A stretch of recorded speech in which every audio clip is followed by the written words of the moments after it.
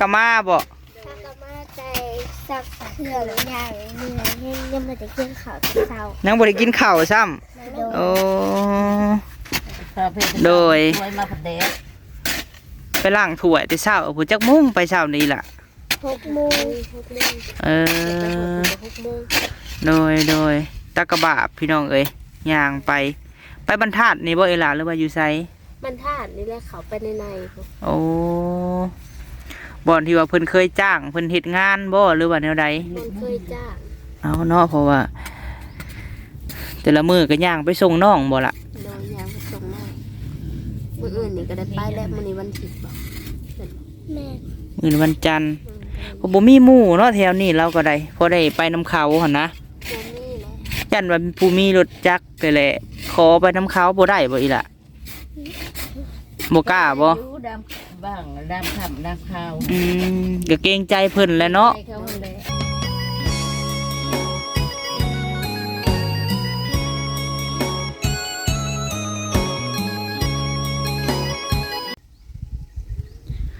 กราบสบายดีพ่อแม่พี่น้องเบิดสุขุสุคนเด้อพี่น้องเนาะผู้ใหญ่ใจดีทุกท่านเนาะมาพบมาพ่อกับช่องเบาพามีเด้อพี่น้องเอ๋ยเนาะเปิดภาพมามื้อนี้ก็เป็นมื้อที่2พี่น้องเอ๋ยเบาพามีถ่าสร้างมาใส่นางเนาะพี่น้องเนาะพอดีว่าสร้างเพิ่นว่าสิมามื้อนี้ฮักยังบ่เห็นพี่น้องเอ๋ยเดี๋ยวสิเข้าไปหาน้องนางเพิ่นก่อนจึงได้ก็ฝากเป็นกำลังใจให้เบาพามีเนี่ยเด้อพี่น้องเอ๋ยนางเพิ่นยังบ่ทันเข่งข้างลุ่มพี่น้องเอ๋ยเนาะยังแต่เข่งนางเพราะว่าเพิ่นตีเขาแล้วเนาะและมาคือมิดช่วยม้อยจ้อยจิรีอยู่พี่น้องเอ๋ยสบายดีเด้อแม่เฒ่าอุตมะเด้อโดยสบายดีน้องฝนสบายดีลูกโดยมิดจิรีอยู่แท้พากันเฮ็ดหยังอันนี้น้องฝนพุดอันนี้เลยพุดคลองไว้เฮ็ดคลองน้ำร่องน้ำโอ้มี FC เพิ่นแนะนำมาอยู่ได้เรื่องคลองน้ำนี่เนาะเพิ่นว่าย่านฝนตกฝนลิ้นพี่น้องเอ้ยมันสิเข้าตะลมตะลางเพิ่นว่านี่ก็พุดก่อนแล้วดิเอาโลดเนาะอะไรมันบ่อันนั้นกายถูกน้ำฝนพี่น้องเอ้ยแล้วนั่งไปใส่ล่ะไปล้างถ้วยกับนั่งมูกไปล้างถ้วยกับนั่งมูกเพิ่นไปล้างถ้วยอยู่ใส่ล่ะบรรทัดเจ้าบ่ได้ไปน้ำเอื้อยบ่สุดนี้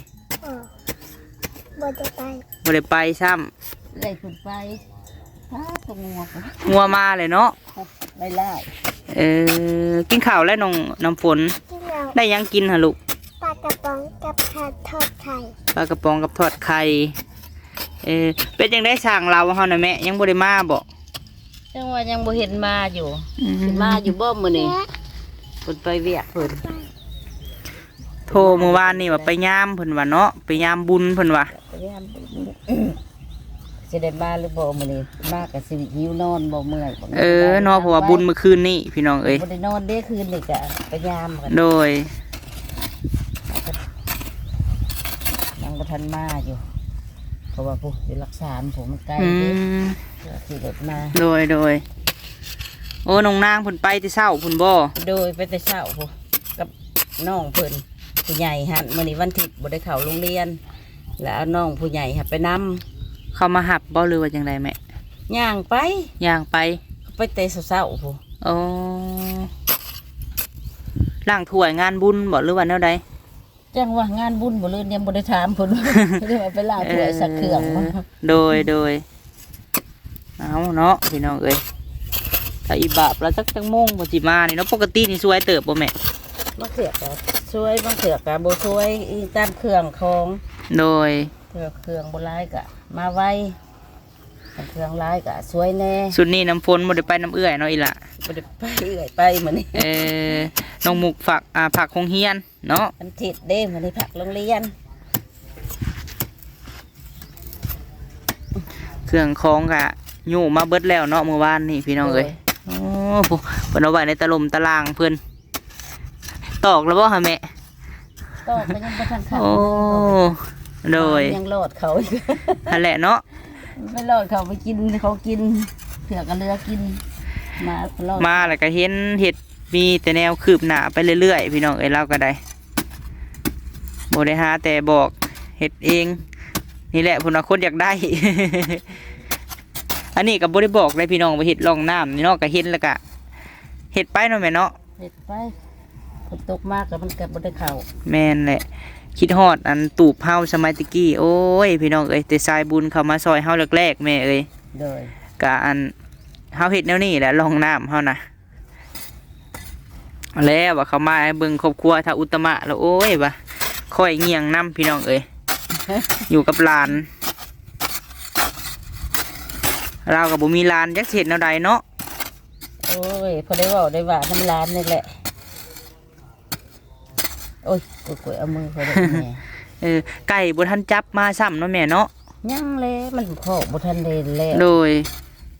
แต่ว่าคือทอดไก่ ยังประมาณจัก10ไก่เจ้าอยู่ในอันคอกนะ เอาไข่ทั้งโตน้อยโตนั้นมันก็ห่วยมอง50พุ่นได้ ป้าพี่น้องเอ้ย โป้งใหม่นี่อันน่ะตกปีกคนลายน้อยๆน้อยๆนะ มันบ่ได้เสียบ่แม่เวลาเจ้ามาพี่เจ้าก็นับบ่คู่แล้วเนาะมันหลายเนาะ บ่ได้นับแล้วมันน่ะหลายโต นอนในคอกในขาวน้ำขาวหั่นบ่ นอนอยู่หันแหละย้ายไปแถวลำมันต้นหั่นแหละ เอ้าเนาะคนอุ้มไปเห็นแนวใดบัดนี้มาแล้ว มาแล้วพ่อเห็นไหม โอ้พี่น้องเอ้ย มาแล้วส่งไอ้น้อง คิดว่าสิบ่พ่อซ้ำนะ โอ้งัวเบิ่งในผู้นาง งัวลายกระดอ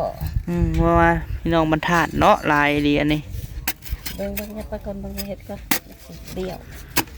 โอ้สองเอ้ยน้องมาแล้วพี่น้อง มา เอ้ย แล้ว โดยสบายดีล่ะฮักกะมาบ่ ถ้ากมาใจสักเถื่อนอย่างเหนื่อยยังไม่ได้กินข้าวตอนเช้า ยังบ่ได้กินข้าวซ้ำโอ้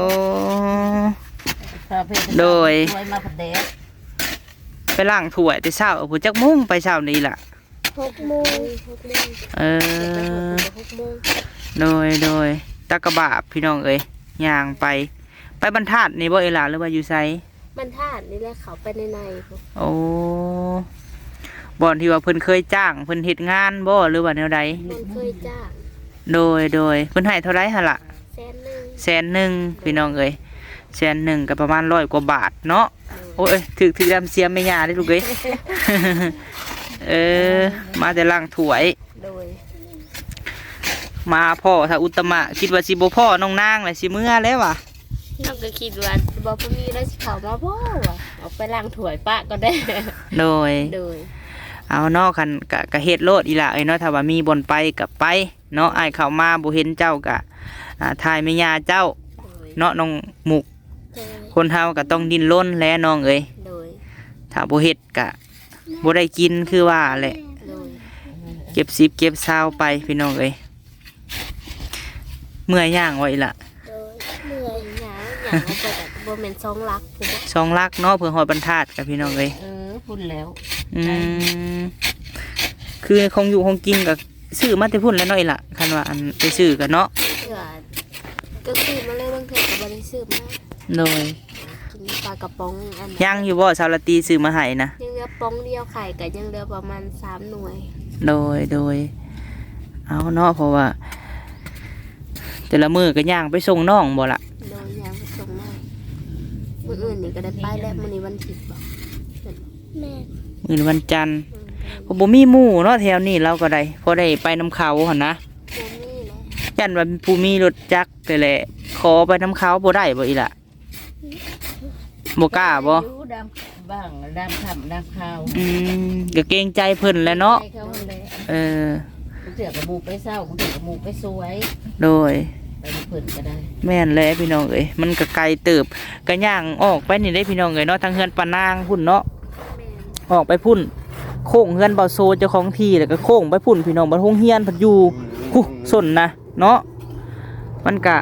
ผ่านป่าไปแล้วก็บ่กล้าไปเด็กน้อยโอ้บักงัวไล่มาไล่งัว ย่างไปปันหมู่ปัดพ่อแม่เขาไปส่งเนาะล่ะเนาะ แล้วมันมีหลุดไปจน จังได้กระสร้างเนาะขอให้เป็นคนหูเด้อล่ะเด้อ โดย ขอให้เฮียนเก่งๆตั้งใจห่ำตั้งใจเฮียนอีบาปเอื้อยได้เนาะแลนหน้าแลนหลังอยู่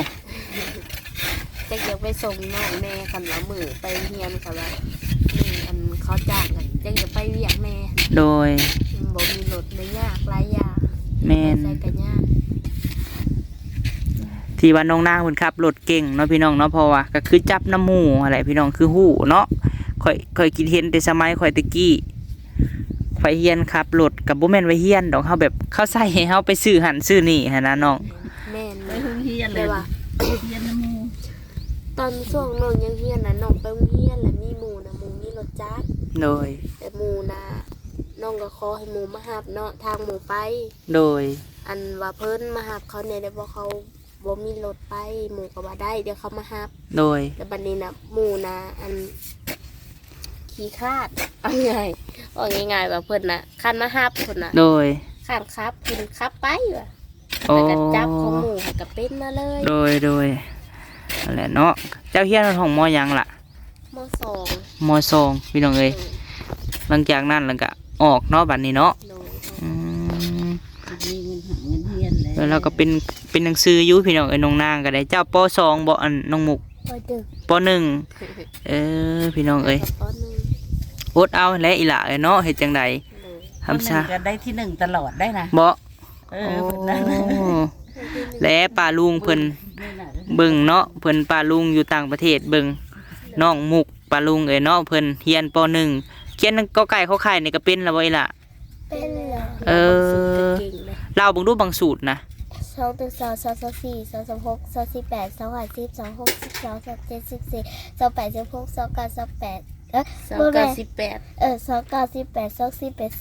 หมักลืมยงเฮียนเราตลอดในคุก ได้แต่บางซองนี่บ่ บาง3หอยบาง10 ป้าเอาบางสามมึงดู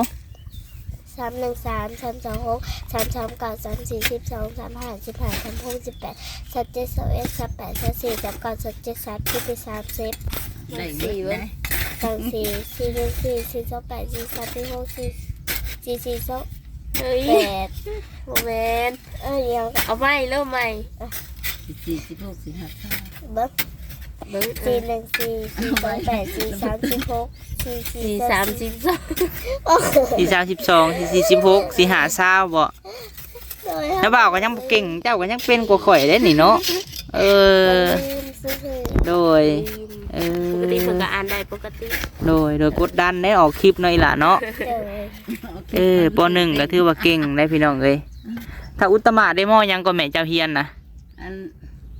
แต่ก่อนน้อยอะ จบอันนั้นจบประถม จบประถมสมัยตะกี้ จบประถมบ้านนอกตะกี้มัน โอ้ เลยสิขึ้นมอแล้วพัดบ้านบ้านนอก โดย น้ำท่วมมันทาง บ้านใดก็บ้านเกิดเมืองนอนเจ้านะ บ้านเมืองเก็บโพนมันเก็บปูน โอ้ ทางบ้านมันมีพายมีอหย่างฝนตกแล้วก็ไปโรงรียน เพียงปูนเมืองจำพรแขวงสวรรณเขตเฮานี่เนาะ สวรรณเขต โอ้พ่อแม่ไผอยู่อันเมืองจำพรอยู่ต่างประเทศคอมเมนต์มาในเด้อเนาะ มันบ่คือแนวนี้ได้ตะกี้ โอ้ ลำบากแท้ๆได้ไปโรงเรียนก็ได้แข่งผ้าแข่งพ้นพโรงเรียนผักไก่มาเข้าอยู่เป็นกอกปี6ลักย่างมานั่น โดย สิว่าจังใดย่างมาเข้าโรงเรียนอยู่เกงกอกก็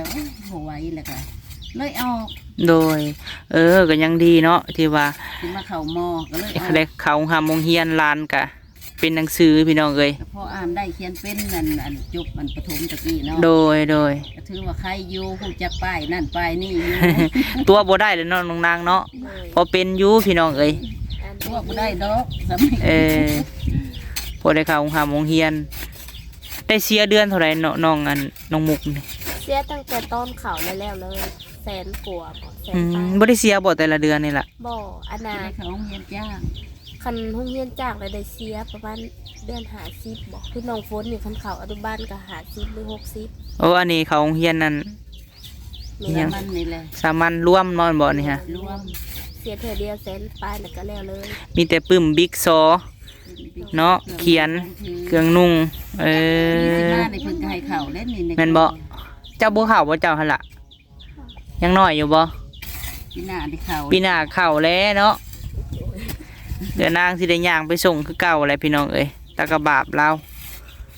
เฮ็ดจังได๋ซะบ่เข้าโรงเรียนบัดคนเป็นคนแถวบ่สลาดเนาะเข้าโรงเรียนบ่เข้าก็ได้ บ่เป็นเจ้าเป็นนายก็พออ่านได้เขียนเป็น โดยพอหมู่บ่ตัวเนาะนางเนาะ โดย ป้ายรถส่วนแล้วก็ป้ายรถได้พี่น้องไปหันไปนี่ก็โอ้ยบ่ฮู้ว่ะ บางคนก็อันเห็นน้องตอนน้องเฮียนน่ะก็แบบหมู่หั่นนะก็คือแปลกใจอยู่แบบว่า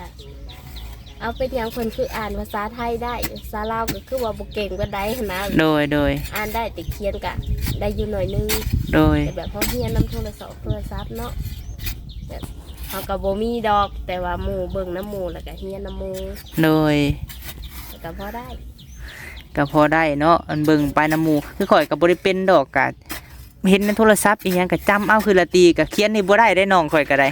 เขียนนี่บ่ได้เลย เขียนบ่ได้แต่ว่าอ่านในโทรศัพท์นี่อ่านได้เขียนได้ในโทรศัพท์แต่ว่าชีวิตจริงนี่คือเขียนบ่ได้อะนะ โดย แต่อ่านได้เบิดเห็นป้ายหยังกะแต่ว่าข่อยน่ะได้เบิด โดย ข่อยพอเขียนได้อยู่แต่ก็บ่หมายถึงว่าเก่งเนาะพี่น้องเนาะ โดย บ่มี เบิ่งเนาะน้องนางเพิ่นสิอันขุดคลองน้ำส่วนแม่ย่าเพิ่นพี่น้องเอ้ยบ้ามื้อนี้ก็จักสิบ่ได้ซอยเพิ่นหยังเลยพี่น้องเอ้ยมื้อนี้เพราะว่าช่างก็บ่ได้มาเนาะหลายท่านก็โอ้ยบ่พมีว่าเจ้าตอกเองโลดว่ากับน้องนางหั่นว่าก็เฮาจ้างสร้างแล้วพี่น้องเอ้ยก็ให้ ก็บ่ได้ตอบมัน ก็ได้อยู่คันว่าซอยเราแต่มันเป็นงานของสร้างเนาะเราก็ค่าเวียกเราก็บ่ติลาวเลยพี่น้องเอ้ยเพิ่นเอาน้ำฮดพี่น้องเอ้ยฮดแบบนี้เลยแม่เอ้ยโดยบ่เฮ็ดอยู่ครัวกินลาวเลยพี่น้องเอ้ยกระทัดรัดอยู่เนาะมันก็คักพอดีสำนี้พอดีงามอบอุ่นอะไรสำนี้เห็นลงคลิปพี่น้องเอ้ยว่าอันบ่าวพะมีก็ยังสิซื้ออันผ้ากระตาดมาใส่ให้ลาวอยู่เด้อพี่น้องเอ้ยทางนี้เนาะและอันเฮ็ดประตูเขาพี่น้องเอ้ยประตูแต่งนี่แหละพี่น้องเอ้ยทางเขาพอได้เวลาไปหันไปนี่เนาะไปหาในอยู่แนวกินเลยอัดไว้พี่น้องเอ้ยเพราะว่าในพื้นมันเราก็อันตอกไม้ใส่ตามภาษาผู้เฒ่าอะไรพี่น้องเอ้ยเฮ็ดไปเราก็ได้กับหลานเรา พอหมูมาบ่เข้าแล้วอันนี้ก็ใส่อีกแผ่นหนึงแล้วก็เฮ็ดทางเข้ากับพอได้แบบว่าโซนที่ว่ากินข้าวโซนที่ว่านอนหั่นนะพี่น้องเนาะกินข้าวแล้วก็เสร็จมือเสร็จตีนแล้วก็ขึ้นไปนอนพี่น้องเอ้ยนี่แหละเนาะบนอยู่บนนอนเพิ่นก็ได้เพิ่นเฮ็ดคักกะลีน้องนางมาฮดแล้วบาดนี้ ว่าอยากกินข้าวคือบ่พาน้องกินน้องน้องนางก็ได้ เก็บตีเอาจัง กินแม่หันเลยไข่ก็ย่างอยู่ค่อยทอดเลยย่างอยู่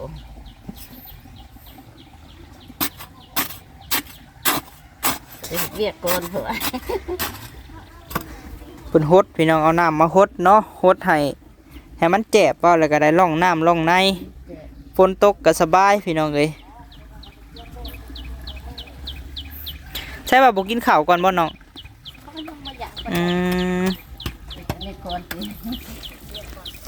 เด้อพี่น้องเอ้ยน้องนางบ่แม่นสิปลูกผักได้สิฮดล่องน้ำ พดเห็นมันบ่แบบอันนี้ น้ำในแท่งก็ยั่งอยู่เนาะอีหล่าเนาะ ต้องสิบ่แตก ว่าเขาใส่ล่างหัวล่างหัว โดย มันเขาน้ำเลยนะมันก็เลยเบิดแล้ว หนักน้ำหนักแน่ โดย ใส่ลายกับบ่ได้ แสนหาผูกกระเปื้องอยู่ได้พี่น้องเอ้ยเนาะแท่งหนึ่งมันกระแพงอยู่ได้เฮาว่าถ้าว่าไปสมเทียบที่เฮาซื้อแถวเฮือนเฮานะได้3แท่งแม่เอ้ย3แท่งก็9องค์เนาะแพงอยู่ แม่นได้9องค์พุ่นแล้วก็องค์10องค์มันไกลกับบุติเพิ่นและเนาะน้ำโมกน้ำมัน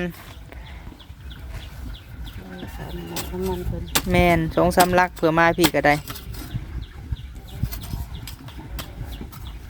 แท่งหนึ่งก็ประมาณ100 กว่าบาทแถวเฮือนเฮานะ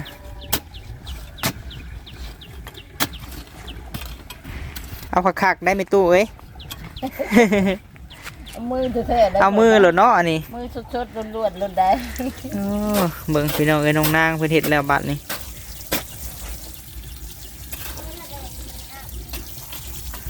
แจ็บคักบัดนี้เนาะลองน้ำลองในเอาลีนเนาะอีหล่าคันเห็นเจ้าไปล้างถ้วยล้างหยังเลยเก็บมานี่เด้อคันเห็นบ่นั่นน่ะมาทาใส่ แพงเด้อ คันอันนั้น แพงได้ แพงบ่ แพงได้ลิ้นเก่า โอ้ เขาเปลี่ยนเขาขายให้เบียร์ บ่คือตะกี้เนาะสมัยตะกี้ นี่บ่ได้ได้ โดย พอซื้อน้ำหักแป้งรถเนี่ยขนาดนั้น แจ็บคักบาดนี้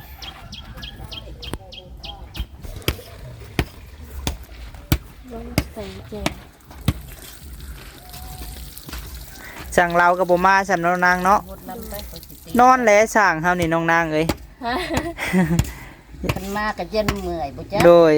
เมื่อคืน เอาบ่ว่ากันเนาะสำนี้ก็ไล่เอาทางเดียวได้อยู่ดอกพี่น้องเอ้ยหดไปเนาะเพราะว่ามันง่าย หมดใจ สลัดเนาะ เหยียดไปเหยียดมาก เออ กุ้งอยู่ โดย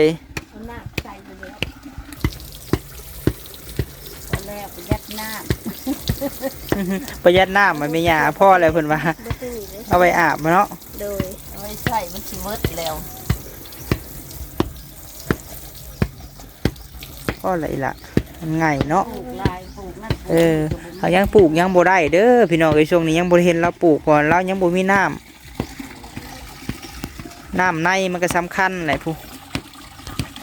พื้นที่เนาะก็ประมาณนี้พี่น้องเอ้ยพื้นที่เพิ่นแทงน้ำแทงในก็โอ้เพิ่นก็ให้หาเห็ดแนวควบแนวงำในเด้อบ่พอมีไว้แนวควบแนวงำในแทงน้ำเบิ่งพี่น้องเอ้ยเบิ่งตามตัวจริงเนาะเห็ดไปทีละขั้นตอนซะก่อนค่อยเป็นค่อยไป แต่ละอย่าง แน่นสังกะสีนี่ยังเหลือแผ่นหนึ่งเนาะล่ะเนาะหาไม้เต็งไว้นี่เด้อว่าอย่ามันอันนั้นข้อไก่นี่แหละพี่น้องเอ้ย ยังขึ้นแต่ เอ โค้ อง ยังขึ้นแต่โครงห่าง ก็ยังโค้งอัน โดย ตัดไม้กะกับบ่สูงบ่ต่ำเนาะล่ะเนาะพอดี โดย เออไปลองไปพูลองไปเบิ่งพูก็พอดีสำนี่เนาะ โดย บ่สูงบ่ต่ำเกินไป แล้วว่าสิง่ายไก่มาอันไก่เลี้ยงอ่อนมากันตัวหนึ่งเนี่ยมันสิ โอ้ ว่ามันอยากให้หายเนี่ยมันอยากเข้าป่านํ คนผู้เจ้าบ่อยู่เนาะนั่นแหละผู้ใหญ่เพิ่นคอมเมนต์บ่พอมีอ่านทุกคอมเมนต์พี่น้องเพิ่นว่าไก่น้องนางบ่ได้เหี่ยบ่บ่พอมีเพิ่นว่า อยากเข้าป่าหลายได้กับน้องย่างเขาเจ้ามาหลักต่อเอาหั่นน่ะ โอ้ ต่อเอาคือไก่ป่าไก่หยัง โดย น้องก็ย่านปานนั้นน่ะ เฮาก็ต้องเฮ็ดบนใดบนอยู่บนใดบนหนึ่งก่อนให้ไก่ก่อนแล้วจังจับมา โดย เพราะว่าคันสิไปป้าก็บ่ได้เด้เนาะเฮาเลี้ยงบ่แม่นง่ายแล้วเนาะ โดย เออ ไก่สองกระปั้นใหญ่กว่ากระปั้นอีกน้อยหนึง โดย พอดีอันขึ้นไว้นะพอดีมันเป็นบ่าวเป็นสาวไว้ โดยเอาซะน้องมื้อนี้อ้ายก็เข้ามาคิดว่าสร้างเพิ่นมาน้องเอ้ยเดี๋ยวให้เจ้าไปหากินข้าวกินน้ำก่อนเนาะเพราะว่าอันสิได้ขอจบคลิปก่อนพี่น้องเอ้ย โดย บ่มีหยังมาให้ก็เข้ามาหา โอ้ยบ่เป็นหยัง เพราะว่าอันคิดว่าสร้างมามื้อนี้แหละสิจ่ายเงินให้เพิ่นแล้วก็ให้เพิ่นเฮ็ดนางให้ก็ยังบ่เห็นมาเพราะว่าเพิ่นค่าเวียกเนาะ โดย โดยละสบายดีเด้อ ไปดี โดยเอาพี่น้องเอ้ยเนาะคลิปนี้ว่าพะมีก็สิได้ขอจบคลิปก่อนเด้อเนาะขอบุญขอบคุณพ่อแม่พี่น้องป้าลุงสุหม่องสุบอนเนาะเวิดสุขุสุคนเด้อพี่น้องที่ว่าให้กำลังใจบ่พะมีแล้วก็ครอบครัวน้องนางเนาะและเราก็อยู่ไปพี่น้องเอ้ยหาเฮ็ดนั่นเฮ็ดนี่อยู่เฮือนซ่านน้องนางเพิ่นก็ใช้ชีวิตปกติพี่น้องหา